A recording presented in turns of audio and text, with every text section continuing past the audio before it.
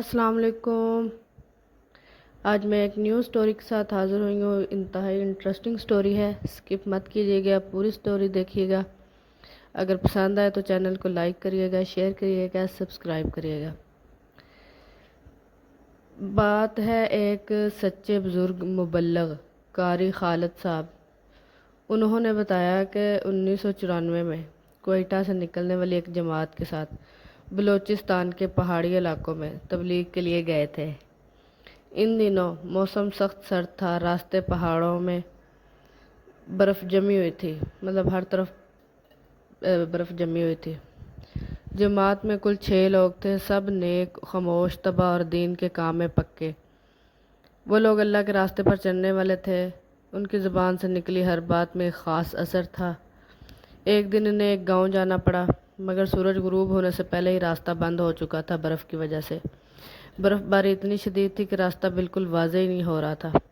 ہر طرف سناٹا تھا، بس ہوا کے سرد جھونکے تھے۔ اور جماعت نے فیصلہ کیا کہ وہ ایک محفوظ مقام پر رات گزارے تاکہ صبح آسانی سے سفر کر سکیں۔ اچانک ایک پرانی مسجد نظر آئی جو پہاڑوں کے بیچ میں چھپی ہوئی تھی۔ مسجد کی حالت کچھ خراب تھی، دروازہ تقریباً بند تھا، اور مسجد کے اندر جب گئے تو سین کے اندر جھاڑیاں اگی ہوئی تھیں، جیسے برسوں سے یہاں کوئی آیا ہی نہیں ہے۔ وہ مسجد دیکھ کر سب نے ایک دوسرے کی طرف دیکھا اور سوچا شاید یہ رات گزارنے کے لیے مناسب جگہ ہو۔ حاجی خالد صاحب نے مسجد کے دروازے کی طرف قدم بڑھایا۔ جیسے ہی وہ دروازے کے قریب پہنچے، ایک عجیب بات ہوئی۔ دروازہ خود بخود کھل گیا۔ یہ بات سب نے محسوس کی، مگر اس پر کوئی بھی بولا نہیں، سب خاموشی سے اندر داخل ہو گئے۔ جیسے ہی انہوں نے کمرے کے اندر قدم رکھا ہے، عجیب سی خوشبو ان کے نتنوں سے چھوئی ہے اور ٹھنڈک کا احساس ہوا ہے انہیں، جیسے یہاں کا ماحول وقت سے آزاد ہو اور کسی بھی دنیاوی اثرات سے محفوظ ہو۔ رات کو عشاء کی نماز کے بعد سب سو گئے۔ قاری خالد کہتا ہے کہ میری اچانک آنکھ کھلی، جیسے کسی نے میرے کان میں کچھ کہا ہو۔ میں نے دل میں سوچا کہ شاید میرا وہم ہو، لیکن جب میں نے آنکھیں کھولی تو مسجد کے دروازے سے 6 لوگ اندر داخل ہو رہے تھے، جنہوں نے سفید لمبے لمبے کرتے پہنے ہوئے تھے۔ ان کا قد عام انسانوں سے بڑا تھا اور چہرے دھندلے تھے، آنکھیں ایسے ریڈ انگاروں کی طرح روشن تھیں۔ قاری خالد نے دل میں خوف محسوس کیا، مگر ساتھ ہی اللہ پر بھروسہ بھی کیا۔ وہ خاموشی سے ان کی طرف بڑھے اور سلام کیا۔ ان میں سے ایک نے آہستہ سے کہا، ہم بھی تبلیغ کے لیے نکلے ہیں، لیکن تمہارے جیسے نہیں۔ ہم جن ہیں، ہم پر بھی فرض ہے تبلیغ۔ آج ہماری باری تھی، یہ مسجد ہمارے قیام کے لیے مقرر ہے۔ جماعت کے باقی لوگ تو کچھ ڈر گئے، مگر قاری صاحب نے ہمت اور صبر سے کام لیا۔ انہوں نے ان سے پوچھا، تم یہاں کس مقصد کے لیے آئے ہو؟